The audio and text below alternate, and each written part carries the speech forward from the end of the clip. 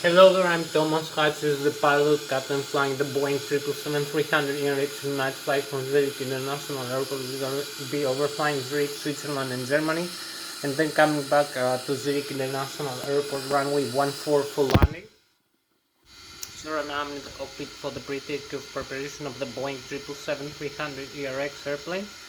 I'm gonna show you the cockpit and the instruments of the Boeing 777-300 ERX aircraft of the PMDG simulation and the Microsoft Flight Simulator X.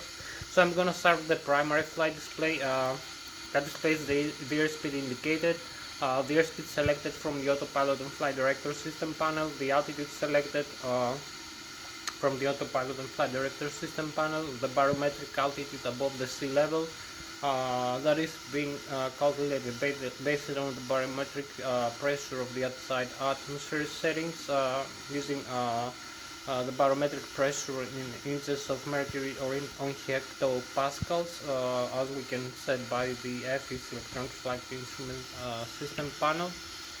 We can select either setting. So you can have also the radio altitude above the ground level.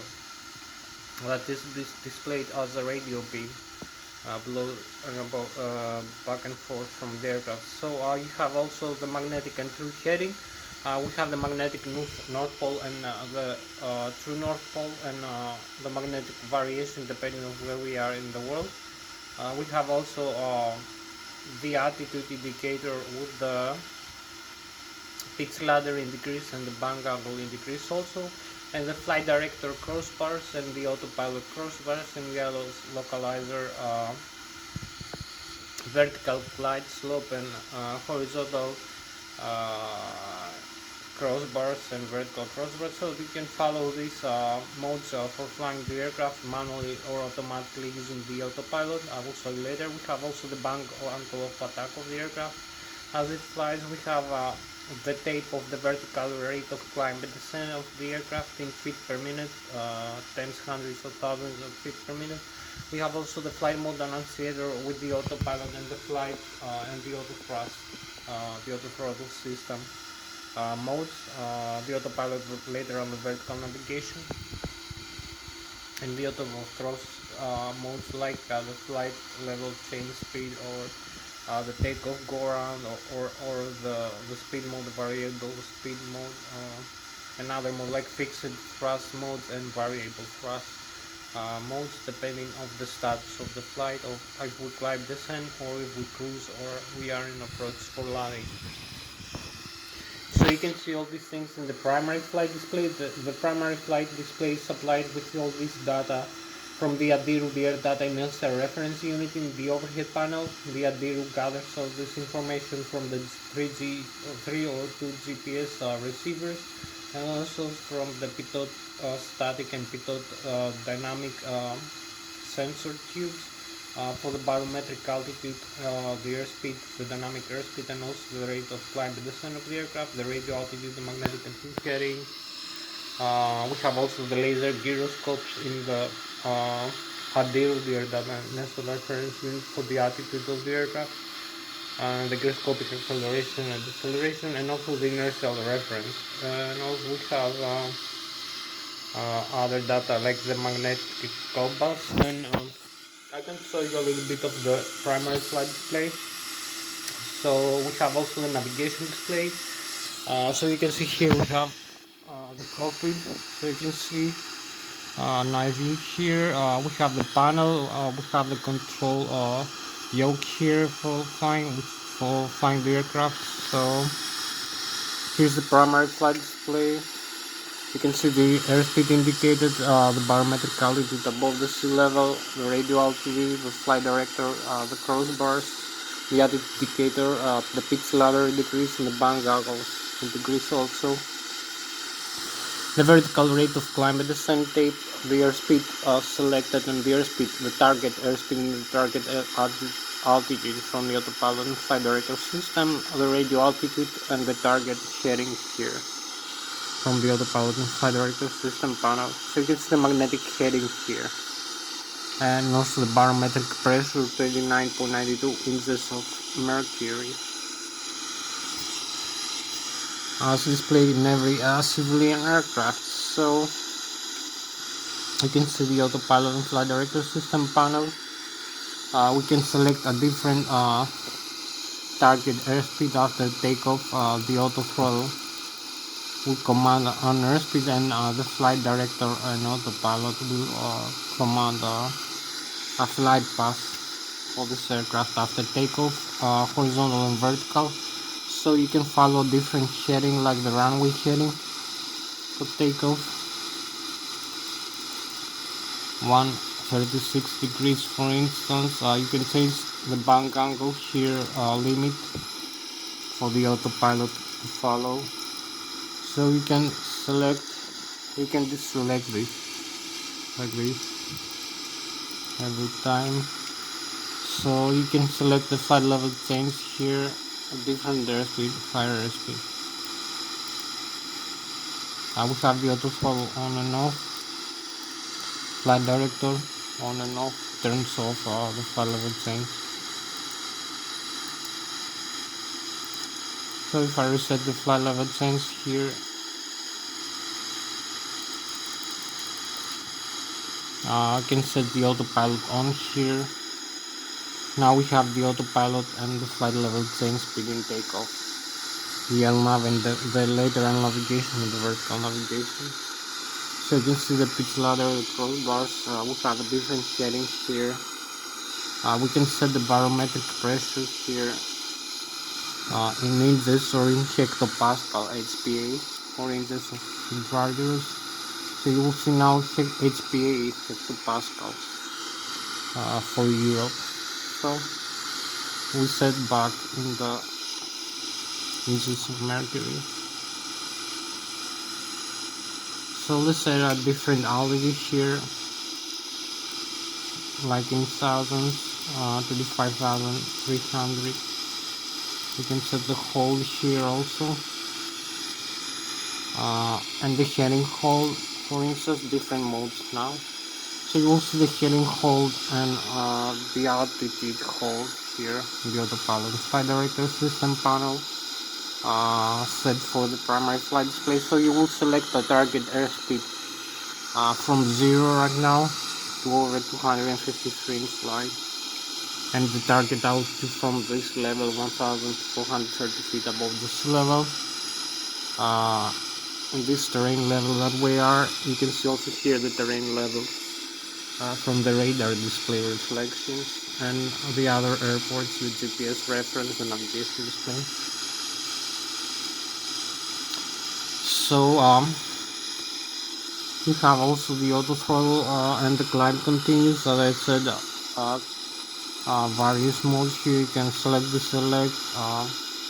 you can select the vertical speed, descent or climb in thousands of feet per minute. Like this, you will see this mode now, the VS, heading holding VS here. So you will have a needle of how fast here in this vertical rate of climb and descent. Tape below is the descent, the negative, the positive is the climb here. So you need to maintain a positive rate of climb after takeoff. So you can change this to FPA if you want. This in heading track, either one. So now you have the FPA. You can select a trigonometric angle in degrees for climb and descent, at least like 2.3 degrees. So you have the FPA here. So we have the autopilot on right now. We can disengage like this, re-engage, reset the autopilot, disengage. You can see the autopilot disconnect here, this message. So you will see this warning. You can cancel this warning and re-engage the autopilot. Do it again.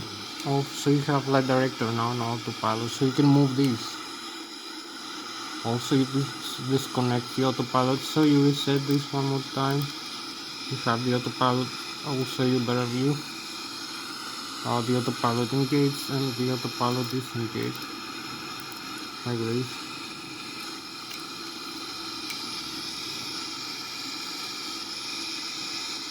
You can also disengage it by using this switch over here and the control wheel of the airplane. Also this switch, and this switch is for the stabilizer trim, so you have again the autopilot off. So you have a couple more things. You have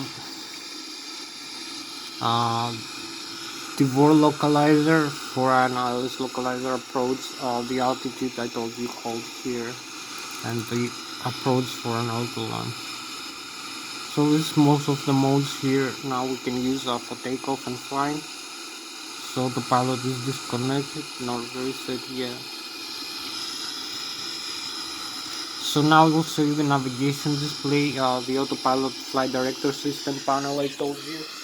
The autopilot flight director system panel that contains the autopilot engage and disengage switches, and also the flight director engage and disengage switch, the auto throttle left and auto throttle right engage and disengage switch. Also the airspeed or Mach in knots or in Mach for flying in Mach level, like Mach 0.86 or 980 kilometers an hour. So you can select a higher speed as that. When you fly higher altitudes like 20,000 or 30,000 or 40,000 feet or higher. So you can also, this is the airspeed select node. We have the climb continuous, the auto throttle hold for speed modes, or for a climb continuous mode, and we also have the flag level change switch. We have the lateral and the vertical navigation, the LNAV and the VNAV. This is for the autopilot and flight director system panel. We have the heading hold switch and the heading select knob, and also the bank angle limit select knob. We have the vertical rate of climb and descent, the VS or FPA, the flight path angle slider and select knob, and also the altitude select knob and the altitude hold switch. So you have also, as I told you, I'll show you the approach localizer and the VOR localizer, the Lszh localizer switch for the autopilot flight director system panel, and also the approach for an auto one for the automatic landing function of the autopilot of the Boeing 737 aircraft.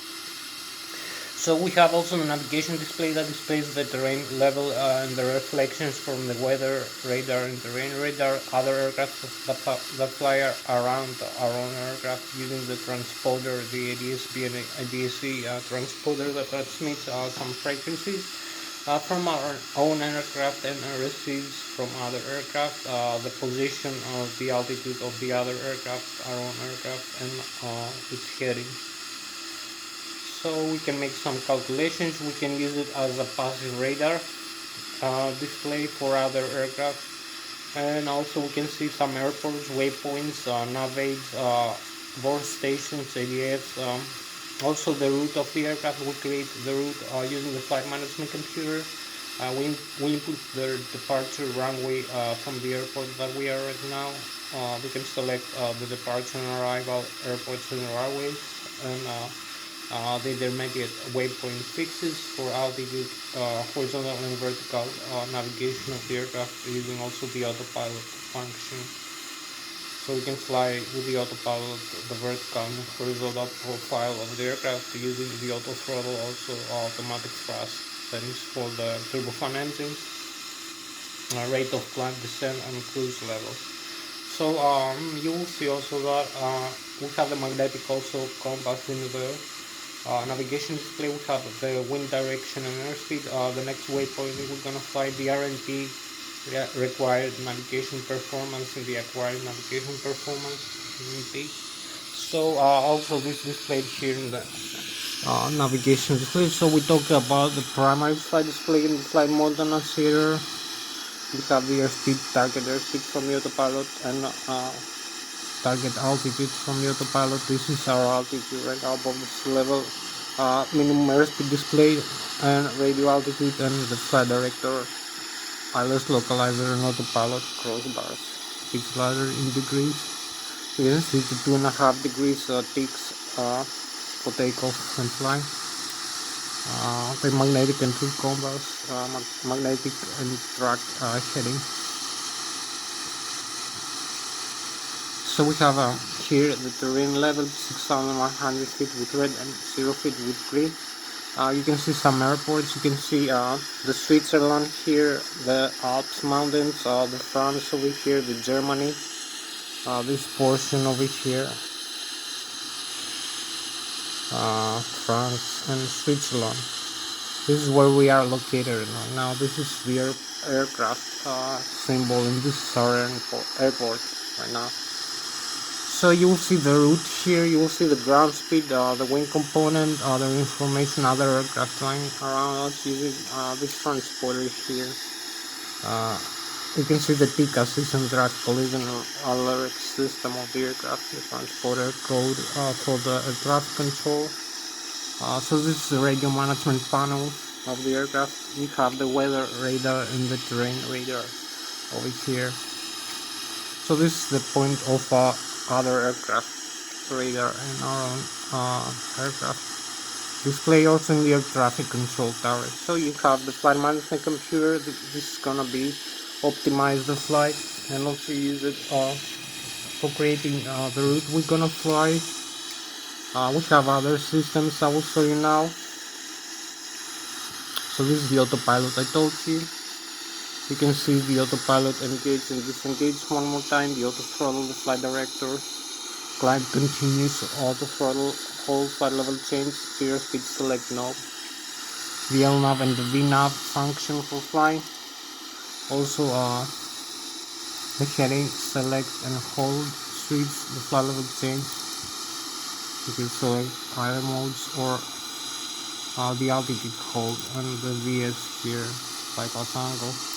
So either mode is interchangeable, you cannot hold both modes sometimes. Some modes are overlapping, you can use both modes simultaneously, some are no. You have to use either one. So we have also the display here of the ACAS, the upper and the lower ACAS. So here we have the landing gear here, extend and retract this lever to pull it up after the takeoff. We have the flap override, gear override, here switches, the alternate gear here, and also the auto brake here for takeoff and landing. The flap limit. So this is the Boeing 777 airplane.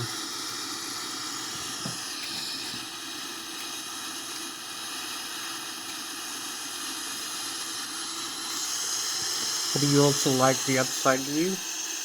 We're gonna have a nice, we're gonna make an engine start demonstration, so you saw more of the systems of the aircraft. As much as I can, no much time in tonight's flight to talk about everything. So I will show you now the thrust levers and the ACAS. You can see here we have the stabilizer trim, the horizontal tail stabilizer, normal and alternate trim position. We have the speed brake here, up and down. So you can see this is the speed brake extend. Over here now is retracted, now is extended. It's up. So you can see the speed brake here is these spoilers in the wing over here, and move up and down like this. This is the speed brake. It's also moving as flight control for making turns alongside the ailerons and the spoilers. The flight spoilers. So you can see the horizontal tail trim position over here, nose up and nose down, normal and alternate. This is the pitch strength here, and also you can set it using these switch over here in the control wheel, pitching up and pitching down. This is for balancing the aircraft inside using its horizontal tail position with respect to the airflow of the air. You can see the aileron trim here. You can see the radar, actually not the radar. So it's the rudder, the vertical stabilizer trim position, the aileron trim position here, some other switches for communication. the fire extinguishers for the left and the right engine. So the rudder pedals and the aileron, you can see the aileron trim here, and this is the rudder pedals you use. You can also trim them, and the ailerons here. You can also trim this surface using the control wheel.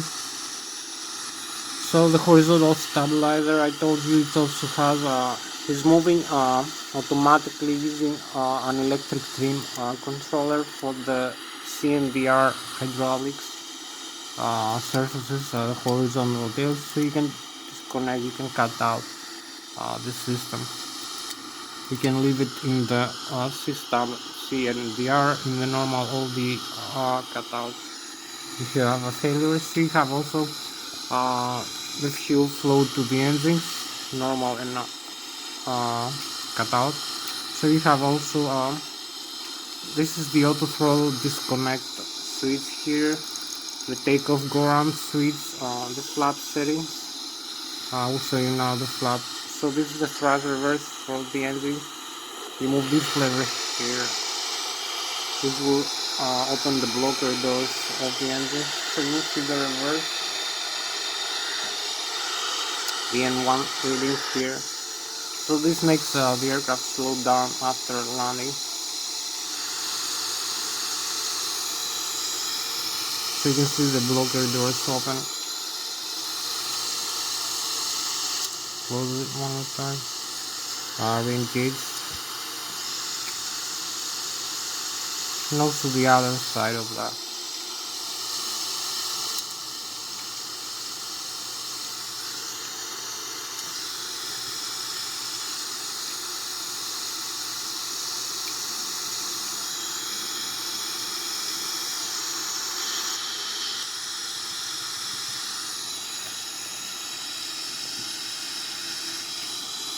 So you have the thrust levers controls here. I will show you now about the thrust levers. So you can actuate the thrust of the aircraft using the thrust levers. Will increase the fuel flow to the engines and the rotation speed of the front fan and the other stages of the turbofan turbojet engine. So this makes the aircraft accelerate in the ground. This aircraft right now has 254,000 kilograms of total gross weight. It's not the maximum gross weight, it can take a lot more. So we have 30% of the total fuel, about 100,000 pounds for 46,000 kilograms, and 30,000 kilograms of passenger and cargo, total 254,000 kilograms. So you need the turbofan engine to move the aircraft forward by using the Newton's physics method, and Newton's physics of the kinematics, first, second, and third law of motion of kinematics. So the aircraft acquires an airspeed by means of action and reaction by expanding the hot gases from the core of the turbofan turbojet engine, the high pressure turbine and the high pressure compressor, and the low pressure turbine is the low pressure compressor, and the burning stage.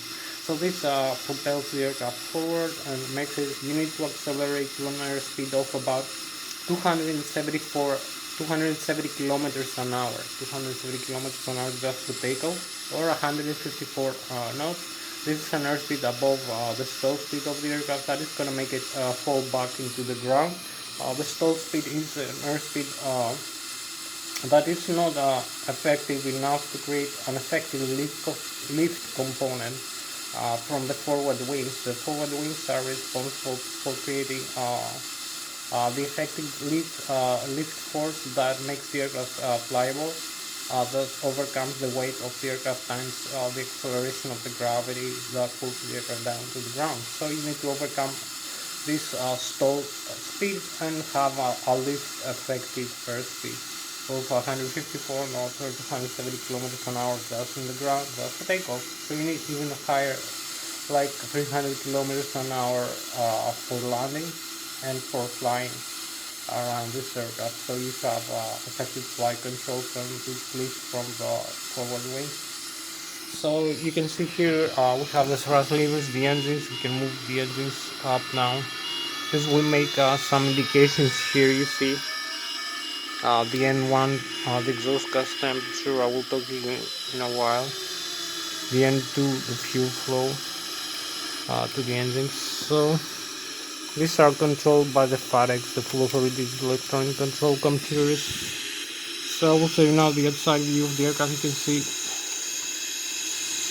the forward wings. Here's the position where the aerodynamic lift is being created. The mean aerodynamic chord position, the aerodynamic pressure from the leading edge of the aircraft all the way back to the trailing edge.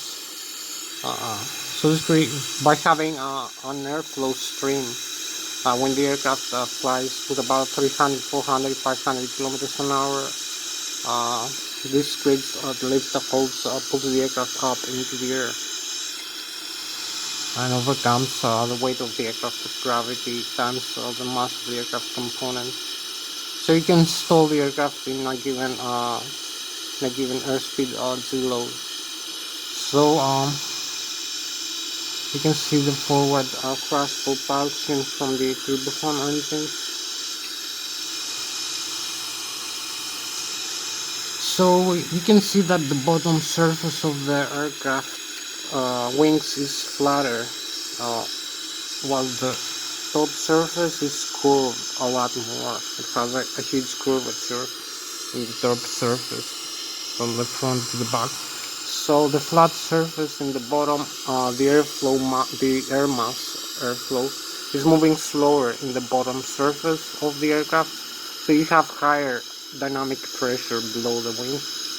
You have high pressure below the wing, while the airflow mass above the wing moves with a higher airspeed above the wing. So you have higher airspeed, air mass flow from the leading edge down to the trailing edge. As you are for takeoff and you have accelerated to 270 kilometers an hour takeoff. So this creates the effective lift component. You have lower pressure in the top and higher pressure in the bottom. This creates a differential pressure and an under pressure, under suction in the top surface of the wing. So you have the mean aerodynamic chord position over here. This is 5% of the Mach. That creates the maximum aerodynamic lift. You have also the position where the center of gravity should be, the center of gravity of the aircraft, and also you can position the center of gravity. You can shift it forward or up by shifting the load, the cargo, the passengers, and the fuel, or by changing its values. So you have also the lever arm. The lever arm is the force from the center of gravity, this vector force from the center of gravity vector all the way back to the tail, the horizontal tail or the vertical tail.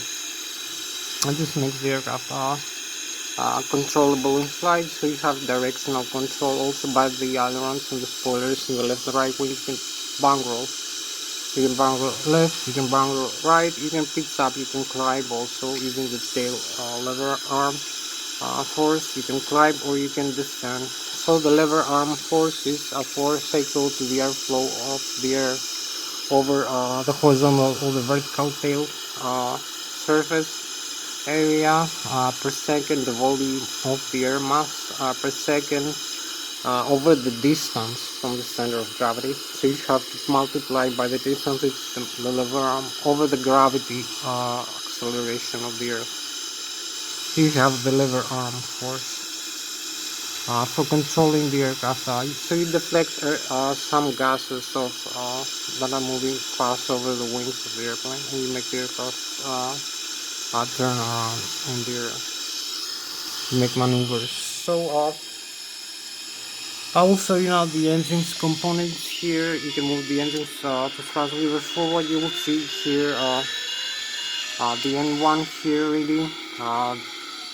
The exhaust gas temperature, some readings from the ACAS, the upper and the lower ACAS, the N2, the FF, the oil pressure, the N2, the oil pressure, temperature, required vibration of the engine. So you can see the N2 and the N1 is the low pressure, low speed compressor stage of the turbofan turbocharged engine. You can see the limit for the takeoff and some flight. You can see some messages here. Exhaust gas temperature, the duct pressure from the left and right engine, the cabin pressurization, system settings, the outflow valves, the total fuel quantity, the flap sending and the landing gears up and down. Some other messages. The N2, which is the high-speed, high-pressure compressor stage of the turbofan engine, the fuel flow per engine per hour, the oil pressure, temperature, quantity, and vibration of the N2 stage of the engine. So you can see also the flap settings here. I can move the flap up or down for takeoff.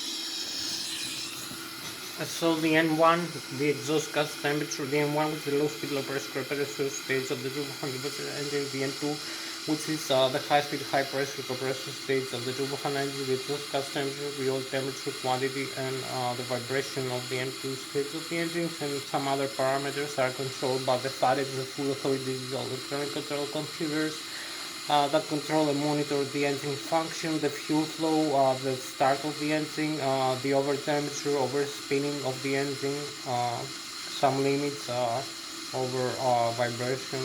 So you can control the engine when you move the thrust lever, so you engage the auto throttle, you give a signal to the FADEX, the full authority digital electronic control computers, one installed per turbofan engine, dual channel for dual channel redundancy. If one channel fails, the other takes over electronic computer to control the engine. So you have electronic engine control computers in the overhead panel also.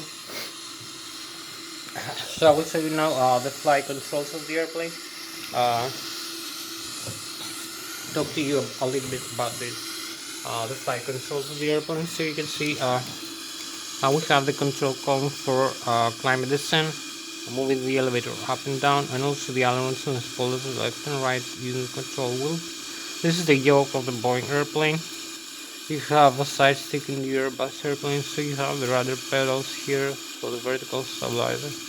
This is also the other side controls here, so you can see these are surfaces over here moving around.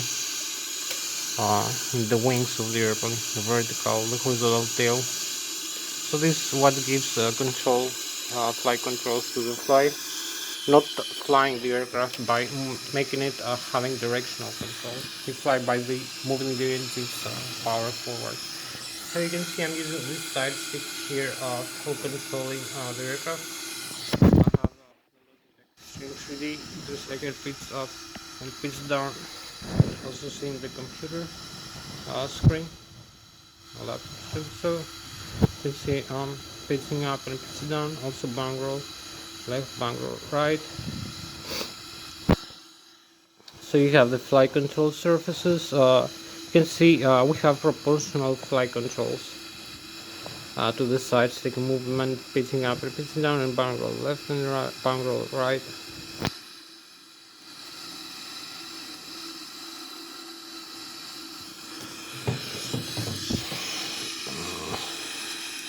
So you can see also here the outside view.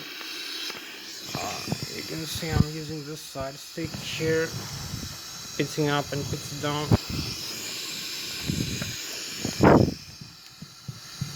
Pitching up and pitching down, the rudder, also the vertical stabilizer, the ailerons, left wing, right wing, the elevator pitches up and pitches down, and the rudder, the vertical stabilizer.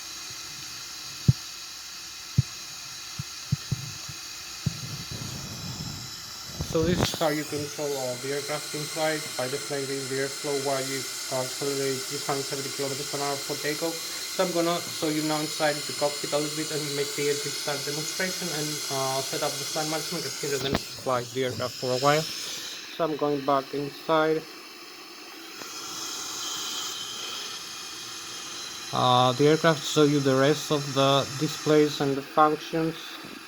So we have the overhead panel. I'm gonna start the APU now. I'm gonna show you a little bit. So we have overhead upper panel. And we have this nice view inside the cockpit here. You see, we have pretty much the same instruments, no difference. I'm not having the time convenience to show you everything. You can see the autopilot, for instance, the navigation display here, the primary flight display, the computers. You can see I can move every surface. You can see the parking brakes, for instance, up and down. So come over here. I need to start the APU here, the auxiliary power unit. We're gonna start the engine in the start position. So we have the primary flight computers. I will talk to you about the systems. The thrust asymmetric compensator, the air data and surveillance unit, the battery, the APU generator battery, also the left and right bus ties. So this is the electrical system. We have the left drive and the right drive from the engines, leader grade drive generators, electromagnetic alternators, produce alternate current for the aircraft functions. I will show you in a couple of seconds. So we have the hydraulics here, the left and the right engine, and the backup electrical functions. We have the window heat, the passenger oxygen, the cargo fire, and the APU fire discharge, the electronic engine control for the engines, and the auto start of the engine. You can turn this also into a manual start. It has a little bit of difference, so the auto start on and off. I will show you how to start the engine. The fuel jettison, you can dump fuel in flight and select the fuel level to remain by arming the left and the right wing tank and the center tank also. So you can see here is the left and the right wing tank, the cross feed for the engines. So we have fuel to the left wing, 51,000 pounds and 51,000 pounds, and the center tank is empty, and the pumps on and off.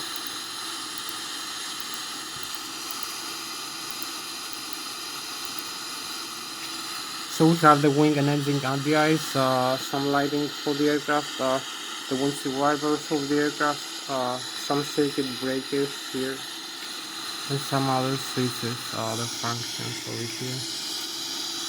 So used for maintenance in the ground, the other switches not necessary for flying. So we have the cabin pressurization, automatic or manual. You can climb or descend by using the outflow valves. In the manual, you select the landing altitude level, so you use the auto. We have the left engine and the right engine bleeder, the outflow bleeder from the engine. So you have pressurizer from the left engine and from the right engine, also from the APU. You can use the APU pressurizer for starting the engine. You can use the left and right engine for cabin pressurization. For wing and engine at the ice, it goes to the packs. So you have wing and engine the ice over here by this left engine, right engine. Also cabin pressurization system. And the hydraulic system C1, C2 also needs a pressurizer, and also the air conditioning system. So you have a lot of pressurized air, but the most important, I believe, from the cabin pressurization is also the start of the engine. We need the APU on right now, not off. We have the isolation valves here.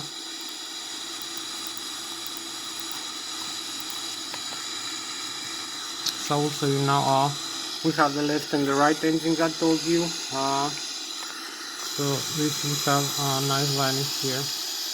Another aircraft coming down to landing.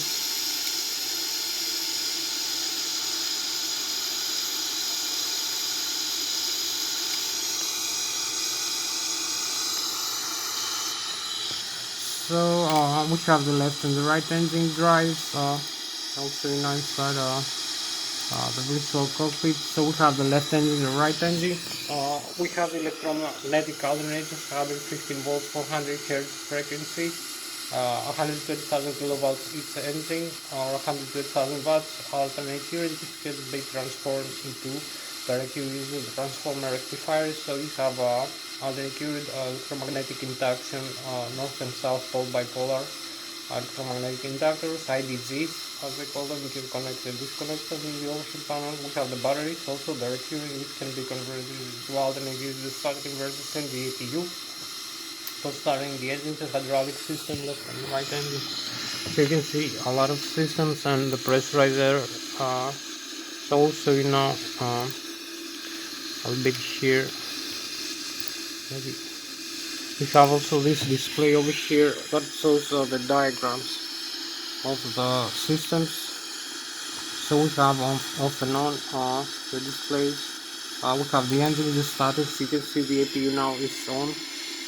The hydraulics, the oxygen, the checklist here, the normal menu. So we have the before start, the procedures we need to do for before starting the engine. You can see the checklist is complete. So we'll continue with the doors. If we have a failure of the engines, communications here, navigation again, the synoptics, the doors are closed and the cabin can be pressurized.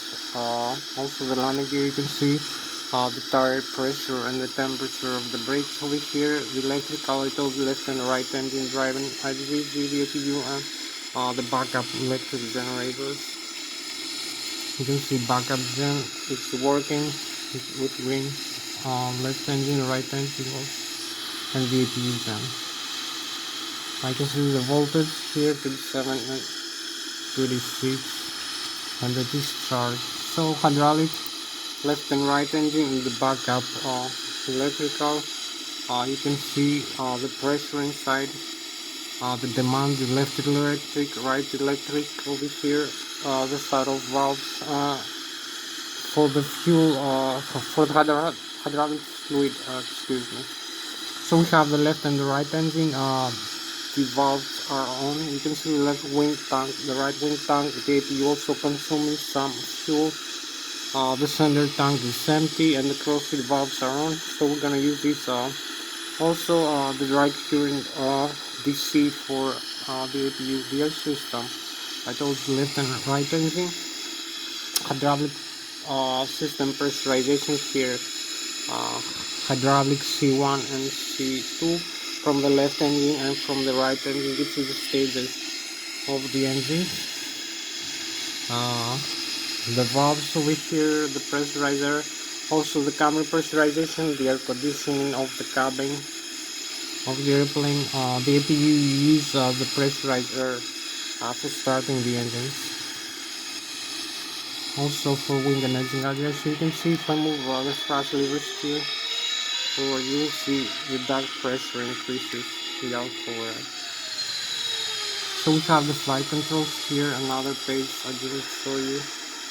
So you can see if I move the speed brakes up, all the speed brakes will move. So we have the flight controls here, all the surfaces, the rudder, the elevator, the ailerons and the spoiler. So we can move the flight controls like this.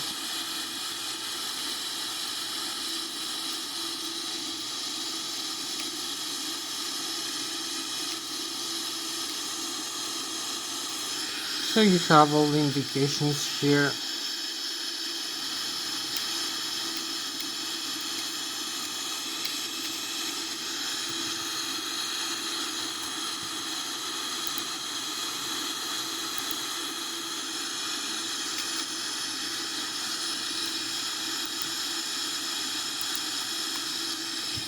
So I'm gonna make the engine start demonstration right now and set up the flight management computer. No much time for flying this aircraft, like 30 more minutes.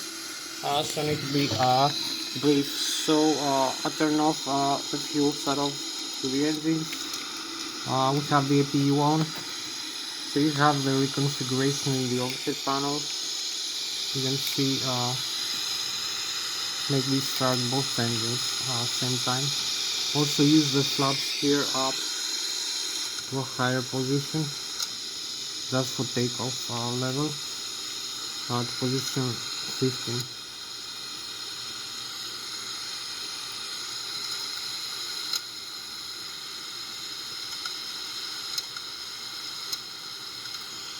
Switch the flaps to 50 now. So you have the engines are off. You can see the N1, the exhaust gas temperature, the N2 and the fuel flow is 0. So we have no spinning of the engines now. We can make an engine start. Both engines are off.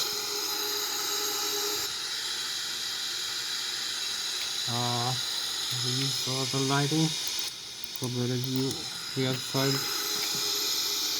You can see both engines spinners are off. So we can use the auto start both engines one time. science controls everything automatically. We use both controllers here, left and right, to the auto start position. We will see a monitor VN1 for both engines, left engine and right engine.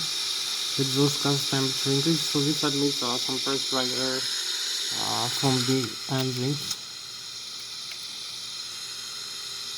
So you have also the N2 increases above 20% until you can start the fuel flow. So if you watch outside here, you will see the spinning, the right wing and the left wing here spinning. It has start already. So you can monitor and start the fuel flow to the engine.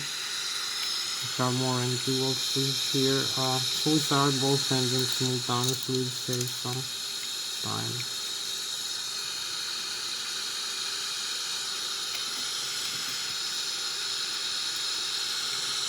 So the N2 increases.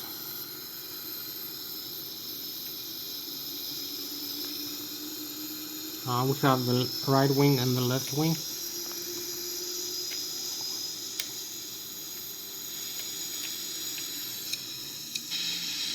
So the engines are start.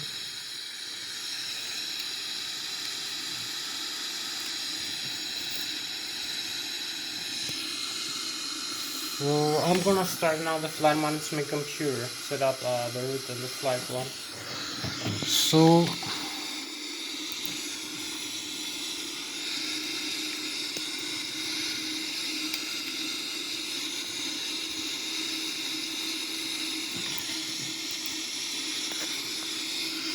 we set up the flight management computer. You can see the model, the position, initialize the reference airport Lszh, Zurich International, set the RS position, set the inertial position. You can see the coordinates where we are based on the GPS. So we start zero fuel weight, gross weight calculations. The flight level, we're gonna fly 35,300 feet.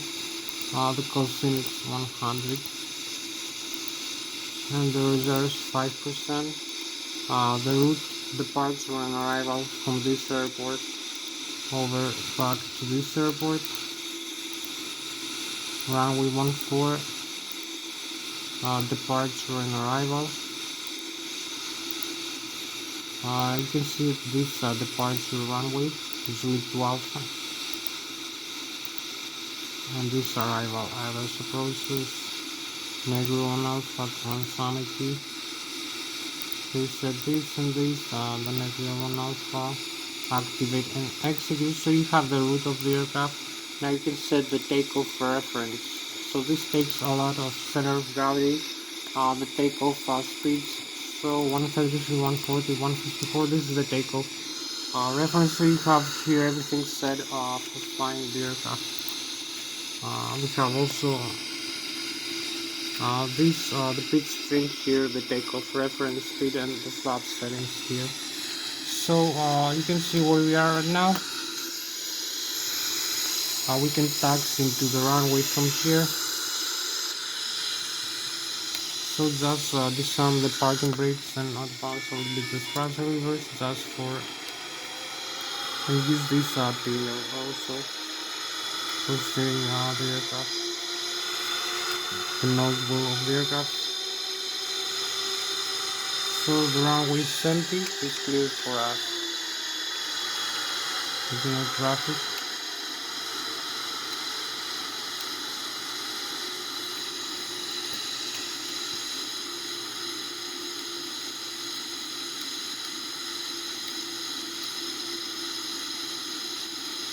Align with the runway center line here.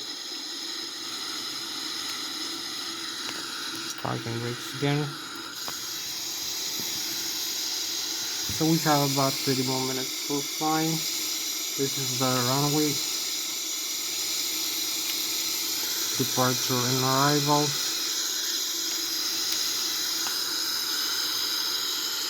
Walk inside. You can see, you can monitor these indications here. We have the C, you can see the airspeed, the target and the altitude, flight directory zone, and the Lszh localizer also. So you can see here we have now the flight plan and the terrain scan in front of us, the terrain level, the mountains. You can advance the thrust lever slowly forward or use the takeoff go around button. So you will see the engines increase. Also set the L knob to find the aircraft using the autopilot setting. So you can disarm the parking brakes and go like this, having 20 or more minutes for this flight. Advance the thrust levers even forward to the takeoff go around.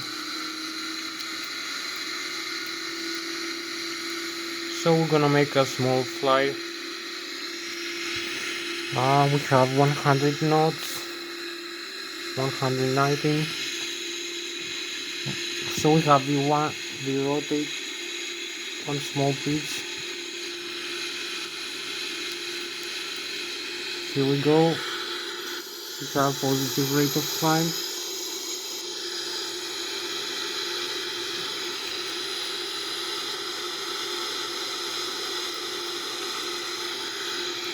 We track the landing gear.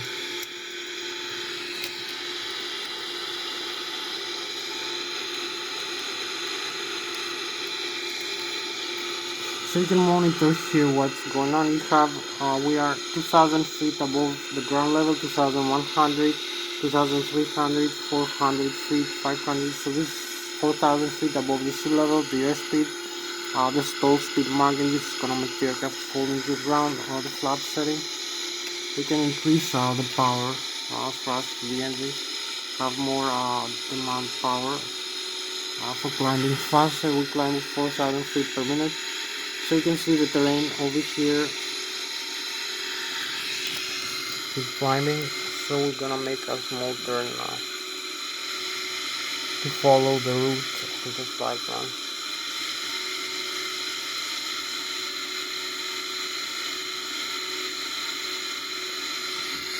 Keep climbing.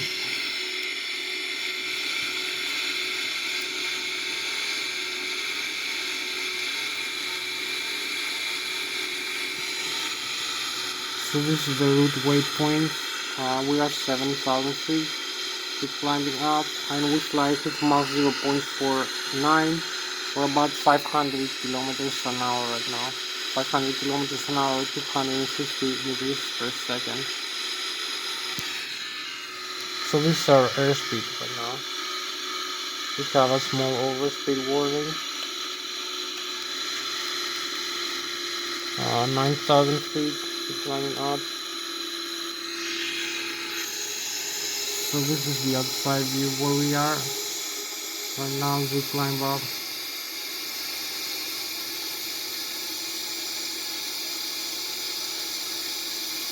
You can see the runway here, the airport.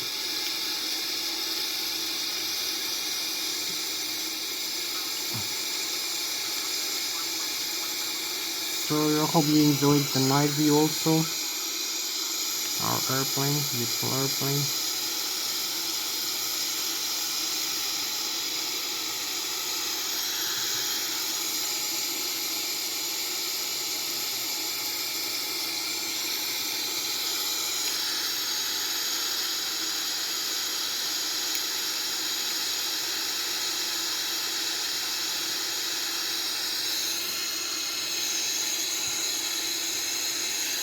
So we keep climbing here.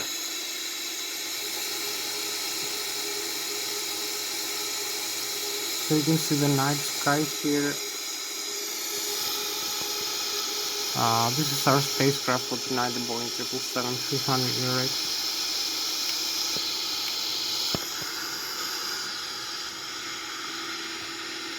So we're gonna make a small correction here for the flight.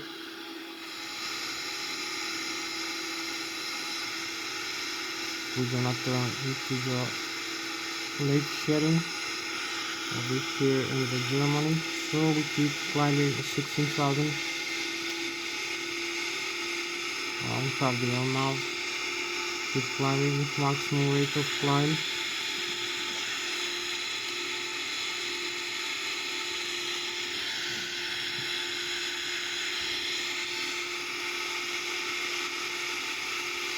So this video now has like 18 more minutes to record, but I cannot do it tonight.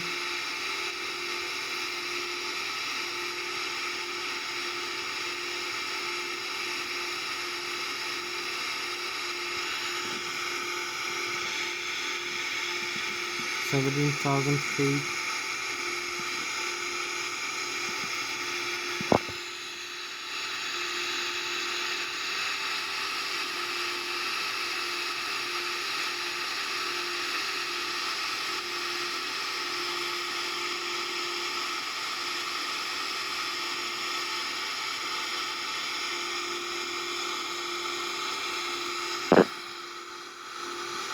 $19,000 feet.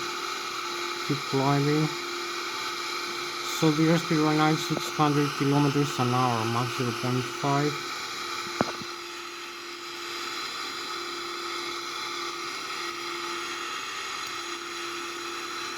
So 21,000 feet.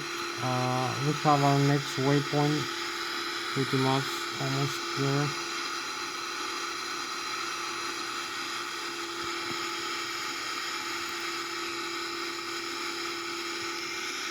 So set this waypoint here, the next one. This.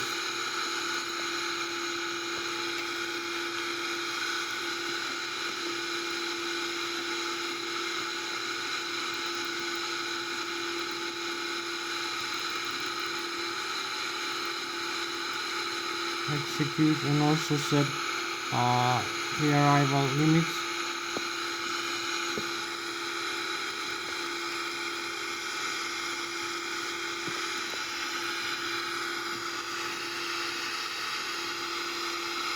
So we have the next waypoint, we have the Germany in front of us. I will talk to you about it in a while. So keep climbing to this 3,000 feet. You can see the next waypoint over here is just 31.5 nautical miles away. This is the heading of the aircraft, the speed component, and we have the flight directors here, like 33,000 feet over here. So we have the chemtrails now. The chemtrails over here. We're climbing. We fly with 600 kilometers an hour, overflying the Switzerland, the Germany, the Bayern Munich area is in front of us.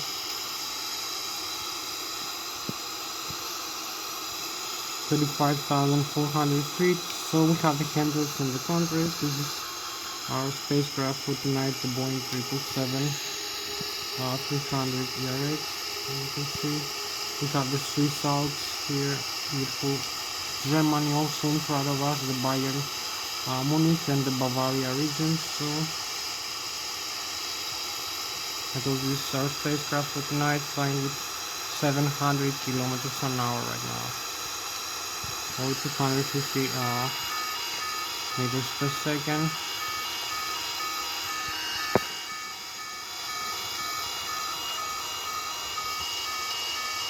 So we're gonna make the turn back into the airport now. I have to turn back, level off down. We have the German in front of us, and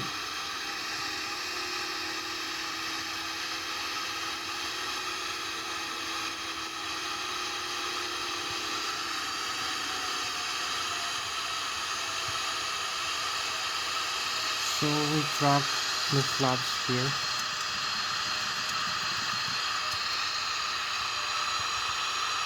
So I can connect the autopilot now if I want. So this flight component and bring the aircraft to the direct waypoint path over here, you can see. So we're gonna fly through this waypoint. You see 114.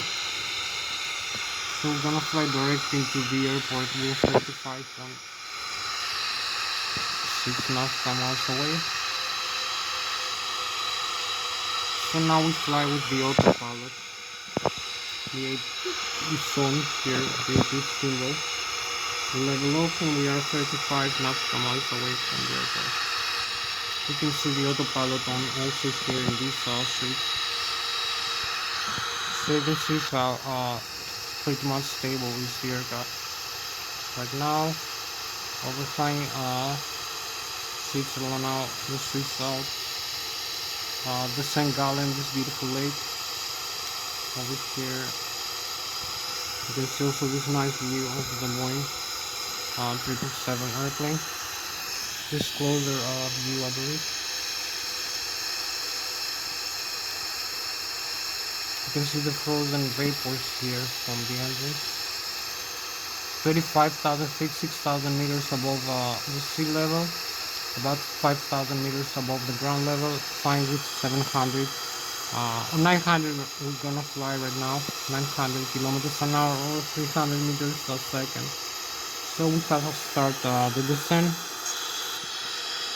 I believe this automatic descent back into the airport. So we increase the airspeed to 900 kilometers an hour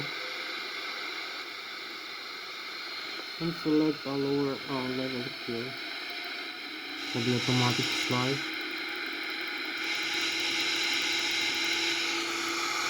And press this, so you can see the AP from the autopilot is on here. This symbol, the auto thrust also. So now you can see the Mach speed which are descending with 3,000 feet, 1,000, yes, 1,100 feet per minute. This is the middle of the descent and the altitude is decreasing. Also the airspeed is increasing. Mach 0.7 or almost 900 kilometers an hour. We're gonna use some speed brakes for this descent. So you can see how far away we are from this waypoint. I'm gonna use Lszh now, and also the vertical rate of climate descent. We're gonna use more descent rate here. We're gonna descend with this descent rate now. So you will see the modes here change, the VS, the speed VL, and we have the airport in front of us. We descend 21,000 feet with 300 knots or Mach 0.679 or about 850 kilometers an hour. So we fly with 850 kilometers an hour towards the airport. So this is the Boeing 777 again. This beautiful view.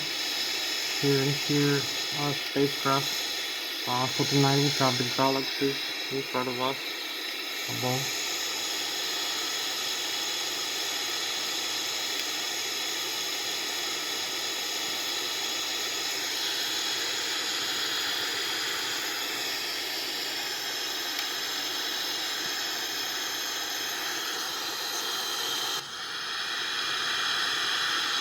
Descend 18,000 feet.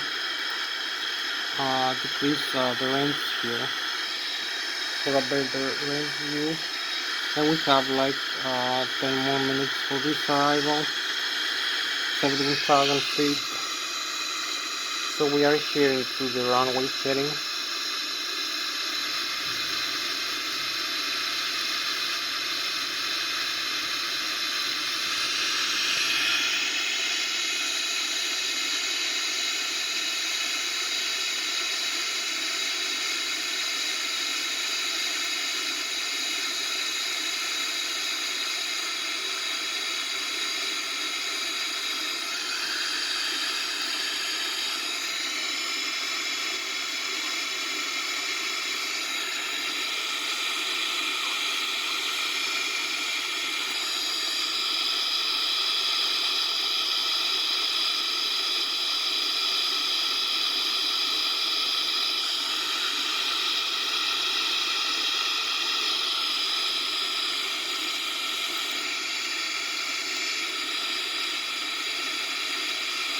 So we have the thrust settings here.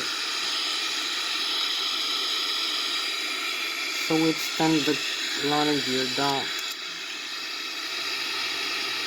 Use the vol lock. Also disengage the autopilot now. We fly manually. Also the thrust is down.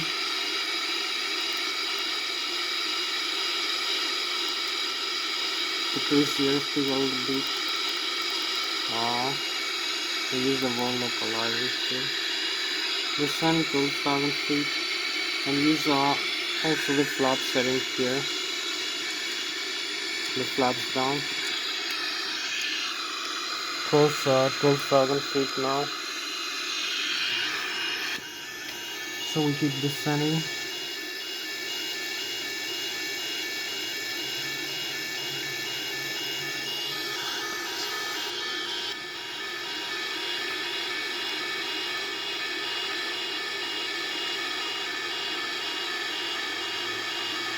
Approaching to the runway.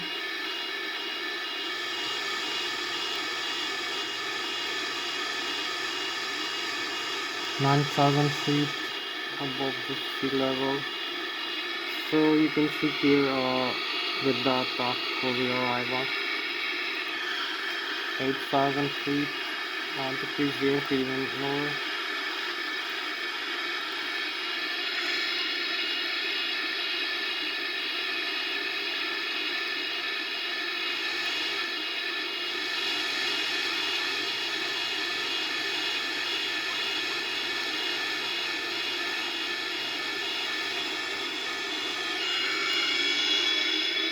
With some flash now as we descend. We're much closer into the runway. As you can see, keep descending. Have the clouds in front of us.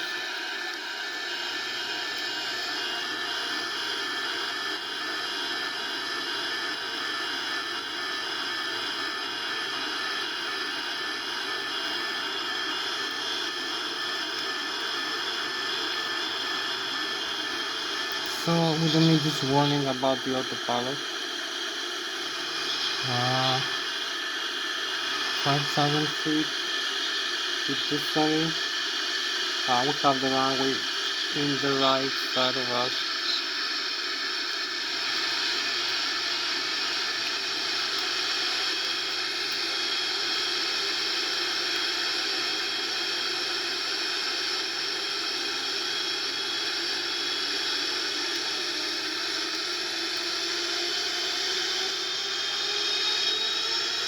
So here we are, we have the runway. You can see how closer we are into the ground now. We're overflying the river here. And we have the runway in front of us. So we're coming down into the runway. Maybe having a nicer view here like this. For the landing, for the touchdown. And leap.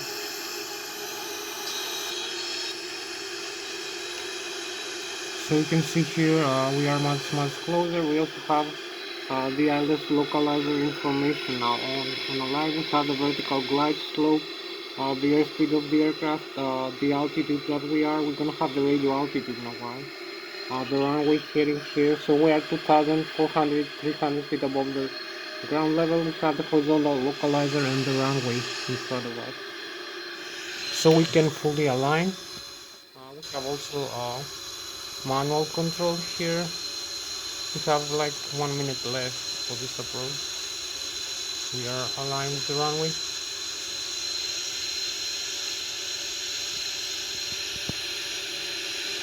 So here we have the Lszh localizer fully aligned now. One time fully aligned with the runway. Also the glide slope, applying some yoke and some, you can see the runway symbol, the vertical glide slope. Some rudder pedals here for alignment. We have some side wing also, and manage the rate of descent. Also decrease the thrust. We don't need so much thrust.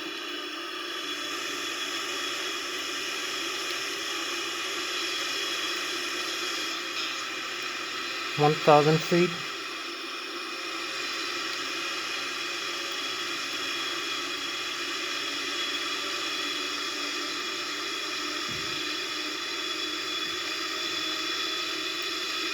Here we are.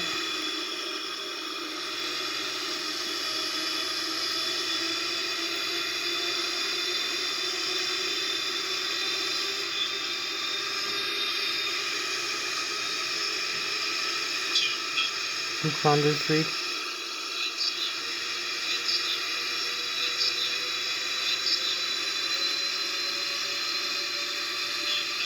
100.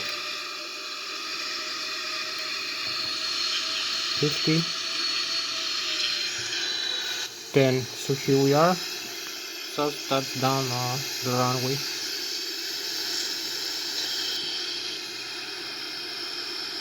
Touchdown, parking brakes, and reverse thrust.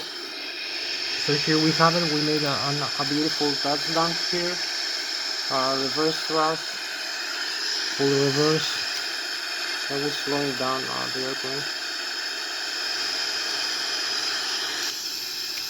So you can see where we are. We just touched down the runway 14.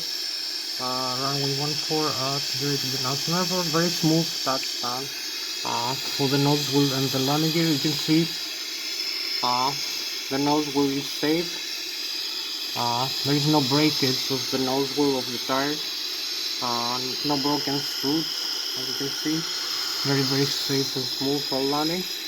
Also the landing gear, very smooth touchdown. Very beautiful touchdown. So you can see the nose wheel here.